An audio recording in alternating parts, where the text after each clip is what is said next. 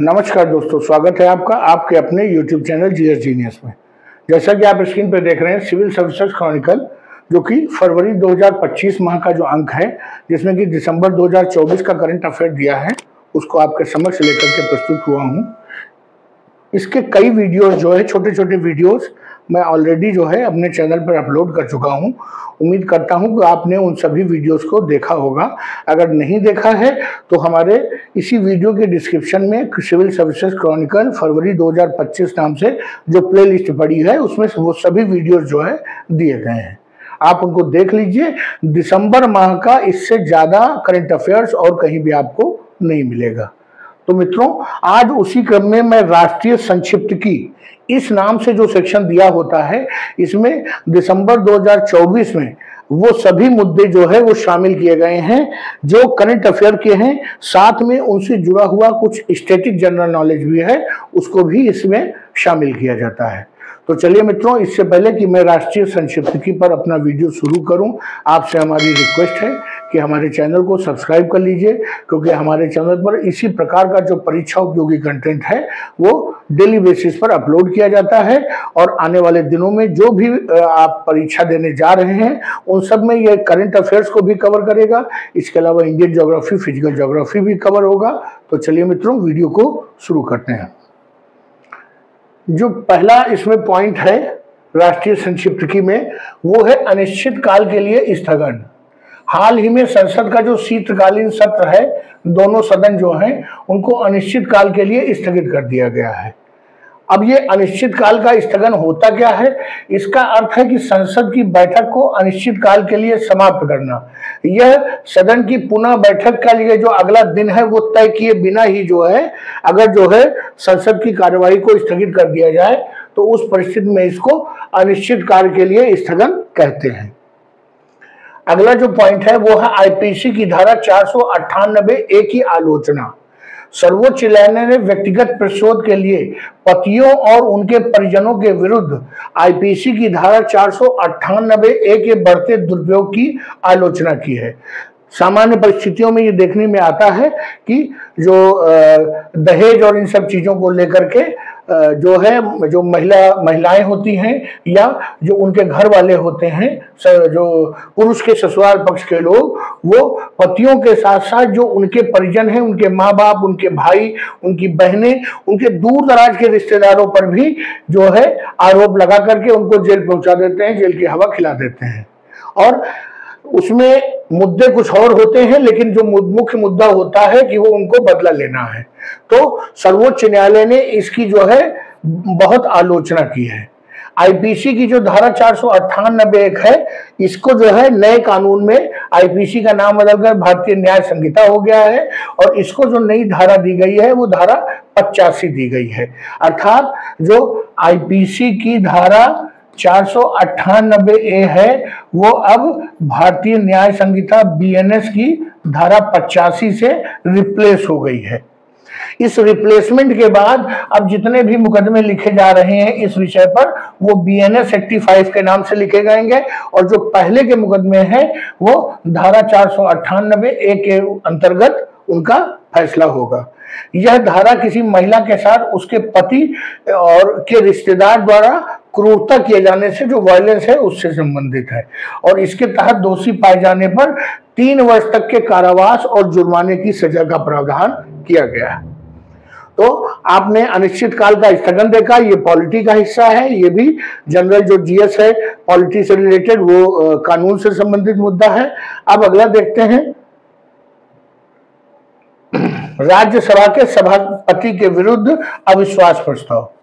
12 दिसंबर 2024 को विपक्ष द्वारा राज्यसभा के सभापति के विरुद्ध अविश्वास प्रस्ताव पेश किया गया। और ये जो राज्यसभा के जो सभापति होते हैं वो और कोई नहीं होता है, वो उपराष्ट्रपति ही राज्यसभा के सभापति होते हैं।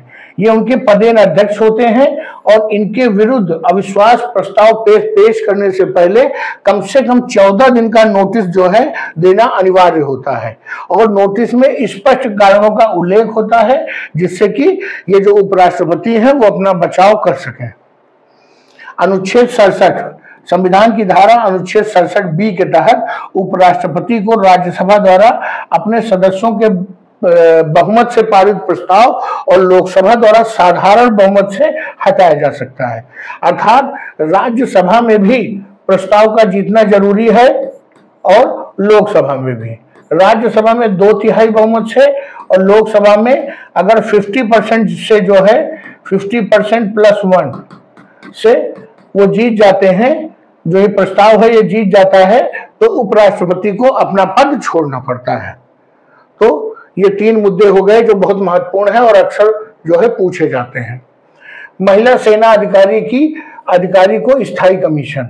हाल ही में सर्वोच्च न्यायालय के संविधान अनुच्छेद 142 के तहत अपनी शक्तियों का प्रयोग करते हुए एक महिला सेना अधिकारी लेफ्टिनेंट कर्नल सुप्रीता चंदेल बनाम UOI एवं अन्य को स्थायी कमीशन प्रदान किया। मूल नीति में 2013 में संशोधन के बाद सशस्त्र बल न्यायाधिकरण ने अन्य आवेदकों को एक बार आयु में छूट का राहत प्रदान की थी। हालांकि अपीलकर्ता को लाभ देने से इनकार कर दिया क्योंकि वो मूल मामले में पक्षकार नहीं थी। इसमें हुआ क्या था कि सशस्त्र बल न्यायाधिकरण में कुछ लोगों ने जो मुकदमा किया था कि उनको जो है ये जो स्थायी कमीशन प्रदान किया जाए, जो महिला सेनाधिकारी थी, तो वो जो है आयु से मात खा रही थी, तो इन्होंने आयु से जो है उनको छूट दे करके एक बार मौका दे दिया। अब ये जो कर्नल सुप्रीता चंदेल थी, इन्होंने मुकदमे में नाम ही नहीं था इनका, इसलिए जब इन्होंने कहा कि ऐसे लोगों को लाभ दिया गया है तो न्यायाधिकरण ने इनको लाभ देने से मना कर दिया क्योंकि इनको अपीलकर्ता में इनका पक्षकार नहीं थी। सुप्रीम कोर्ट ने अपनी शक्तियों का पावर किया और इनको भी वो लाभ जो है दिलवा दिए। सुप्रीम कोर्ट ने अतीत में दिए गए निर्णयों में अमृतलाल बेरी 1975 और KI शेफर्ड मामले में हवाला देते हुए कहा कि समान स्थिति वाले व्यक्तियों को दी गई राहतें स्वतः ही उन व्यक्तियों को भी मिल जाएगी जिन्होंने अपने मामले स्वयं नहीं लड़े हैं। ये आज के समय में जितने परीक्षार्थी परीक्षा देते हैं और जो परीक्षा लेने वाली संस्थाओं के ऊपर जो मुकदमे किए जाते हैं, गलत प्रश्न के गलत उत्तर, इन सब चीजों पे जो मुकदमे किए जाते हैं, उसमें आपने देखा होगा कि मान लीजिए किसी परीक्षा के 150 प्रश्न में 6 प्रश्न ऐसे हैं जिनके जो मॉडल आंसर की आई है उसमें गलत आंसर है, तो 2-4 बच्चे या एक बच्चों का समूह या कोई संगठन इसके खिलाफ कोर्ट में जाता है और वहां पर जब कोर्ट निर्णय देता है कि इन 6 प्रश्नों को या तो हटा दिया जाए या तो इन पर सबको नंबर दिया जाए, तो उस परिस्थिति में जो लोग कोर्ट जाते हैं उनके अतिरिक्त जिन लोगों ने परीक्षा दी है सभी लोगों को उसका लाभ मिलता है। यही मामला ये दोबारा जो है यहाँ पर स्पष्ट किया गया है सुप्रीम कोर्ट के द्वारा।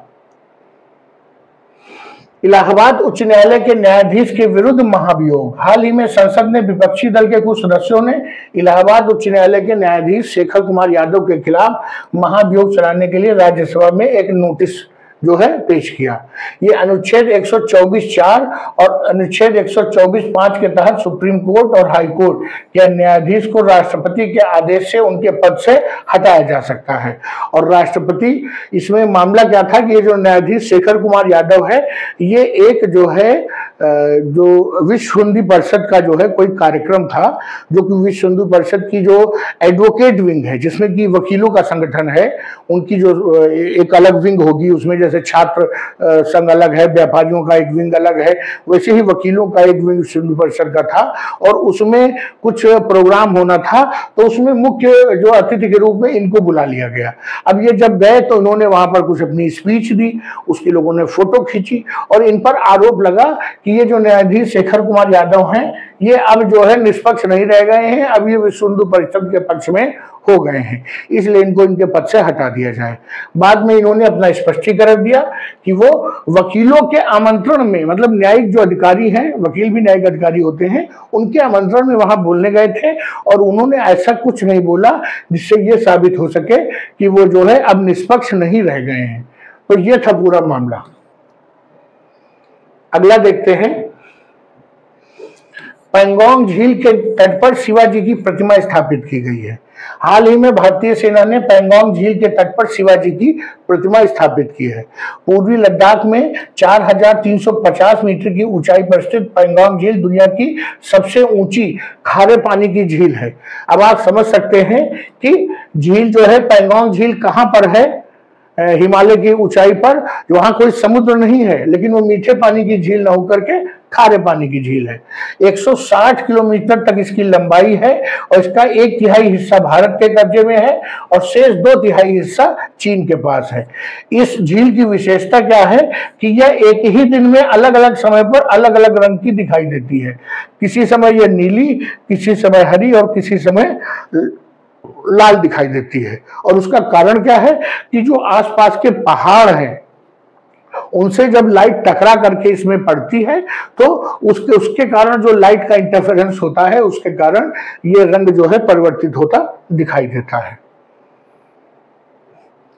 अगला जो टॉपिक है वो है पैकेज्ड पेयजल उच्च जोखिम वाले खाद्य पदार्थ में शामिल। जो पैकेज्ड पेयजल है, जो पानी की बोतल, बिस्लरी, एक्वाफिना, ये सब हम लोग पीते हैं, वास्तव में सरकार ने घोषित कर दिया है कि वो हाई रिस्क वाला जो है फूड मटेरियल है और हम लोग समझते हैं कि वो सबसे सुरक्षित है। और हम लोग कहीं जाते हैं तो अब तो हम लोगों ने हैंडपाइप का पानी भी पीना बंद कर दिया है। हम फट से 20 रुपया दे करके बोतल खरीद लेते हैं। हमको लगता है कि ये बहुत साफ सुथरा है, इसमें बैक्टीरिया नहीं है, लेकिन सरकार ने इसको उच्च जोखिम वाला खाद्य पदार्थ घोषित कर दिया है। ये जो भारतीय खाद्य संरक्षण मानक प्राधिकरण है, FSSAI, इसकी जिम्मेदारी है कि जो ये खाद्य पदार्थ हैं इनकी सुरक्षा और उनकी जो गुणवत्ता है उसको बनाए रखने की जिम्मेदारी FSSAI की है और यही उसको प्रमाणित करते हैं। इन्होंने पैकेज्ड पेयजल को उच्च जोखिम वाले खाद्य पदार्थ की श्रेणी में डाल दिया है। ये उच्च जोखिम वाले खाद्य पदार्थ क्या होते हैं? ये वे खाद्य पदार्थ हैं जो रोगजनक बैक्टीरिया के गुणन को बढ़ावा देते हैं और हानिकारक होते हैं। इसमें डेयरी उत्पाद, पोल्ट्री सहित मांस उत्पाद, मछली और मछली उत्पाद ये सभी शामिल होते हैं। कारण क्या है कि जो ये पैकेज्ड वाटर है, ये प्लास्टिक की जो बॉटल्स हैं उनमें ये स्टोर किया जाता है और कई कई दिनों तक रखा रहता है। इनकी जो एक्सपायरी डेट है वो 6 महीने तक उसमें अंकित होती है और कहीं कहीं तो जो गांव देहात और शहर के बाहर के क्षेत्र होते हैं या जो शादी ब्याह में थोक में पानी जाता है, वहां पर तो ये 1-1 साल पुराना पानी भी सप्लाई हो जाता है और हम एक्सपायरी डेट देखते नहीं है और उसको पी लेते हैं। वास्तव में जो प्लास्टिक के कंटेनर्स में, बॉटल्स में ये जो पानी स्टोर होता है, इनमें नैनो प्लास्टिक घुले हुए होते हैं जो कि हमारे शरीर में पहुंच के और हमारे शरीर को बहुत नुकसान पहुंचाते हैं। इसीलिए इसको खतरनाक श्रेणी में जो है, उच्च जोखिम वाली श्रेणी में रखा गया है। अगला पॉइंट जो है वो है राष्ट्रीय पंचायत पुरस्कार 2024।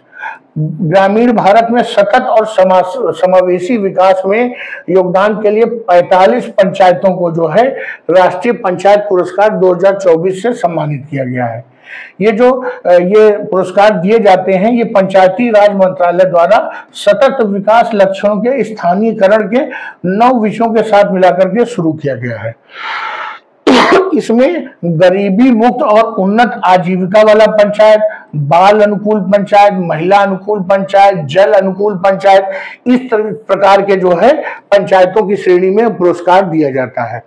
इसका उद्देश्य क्या है? सतत विकास लक्ष्यों की प्राप्ति में पंचायतों के प्रदर्शन का आकलन करना और उसमें प्रतिस्पर्धा की भावना को उत्पन्न करना। अगला जो पॉइंट है वो है इस्माइल कार्यक्रम के तहत $350 मिलियन का ऋण। भारत और एशियाई विकास बैंक ने हाल ही में मल्टी मॉडल एकीकृत लॉजिस्टिक इकोसिस्टम को मजबूत करने के लिए $350 मिलियन के ऋण समझौते पर हस्ताक्षर किए हैं। अब ये इस्माइल कार्यक्रम है क्या? ये ADB द्वारा जो है संचालित एक नीति आधारित ऋण है जो भारत सरकार को लॉजिस्टिक मतलब जो सामान को लाने, इधर एक जगह से दूसरी जगह ट्रांसपोर्ट करने में, व्यापक सुधार करने में सहायता प्रदान करेगा।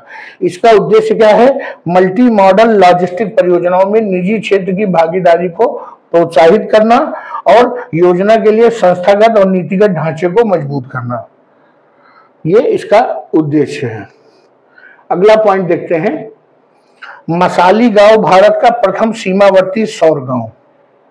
अगर प्रश्न आता है कि भारत का प्रथम सीमावर्ती गांव जो पूरी तरह से सौर ऊर्जा पर आधारित हो गया है, तो आप टिक करेंगे मसाली गांव। प्रधानमंत्री सूर्य घर मुफ्त बिजली योजना की सहायता से गुजरात के मसाली गांव को भारत का पहला सीमावर्ती सौर गांव जो है घोषित किया गया है, जो अपनी जरूरत का 100% बिजली सौर ऊर्जा से उत्पन्न करता है। इससे ग्रीन हाउस जो उत्सर्जन है उसमें कमी आ रही, कार्बन उत्सर्जन में कमी आएगी और जो विश्व का जो टेम्परेचर है उसको जो है नीचे रखने में मदद मिलेगी। प्रधानमंत्री सूर्य घर बिजली योजना के तहत सभी घरों पर सोलर रूफटॉप लगाया गया है। ये जो पीएम सूर्य घर मुफ्त बिजली योजना है, ये नवीन एवं नवीकरणीय ऊर्जा मंत्रालय के द्वारा ये योजना चलाई जा रही है। वित्तीय वर्ष 2026-27 तक इसको जारी रखने का निर्णय लिया गया है। इसका उद्देश्य छतों पर सौर ऊर्जा स्थापित करना तथा 1 करोड़ परिवारों को मासिक 300 यूनिट तक बिजली जो है मुफ्त प्रदान करना है। आपने अपने आसपास बहुत से लोगों को, आप में से भी बहुत से लोगों के घरों पे लगी होगी ये योजना, और वो नहीं है तो आपके आसपास आस पड़ोस में भी आपको देखने को मिल जाते होंगे। अगला जो टॉपिक है वो है आपदा संशोधन विधेयक 2024। ये जो आपदा संशोधन 12 दिसंबर 2024 को ये आपदा संशोधन विधेयक लोकसभा द्वारा पारित किया गया है। इसका जो उद्देश्य है वो मौजूदा आपदा संशोधन अधिनियम 2005 में संशोधन करना तथा 15वें वित्त आयोग की सिफारिशों के अनुरूप विकास योजनाओं में आपदा प्रबंधन को मुख्य धारा में शामिल करना। ये जो है आपका जो राष्ट्रीय संक्षिप्तकी वाला जो सेक्शन था उसमें बस इतना ही शामिल था। इसमें से कई पॉइंट जो है परीक्षा उपयोगी निकल के आए हैं। उम्मीद करता हूं कि आपको हमारा वीडियो अच्छा लगा हो। अच्छा अगर लगा है तो वीडियो को लाइक करिए, चैनल को सब्सक्राइब करिए। धन्यवाद।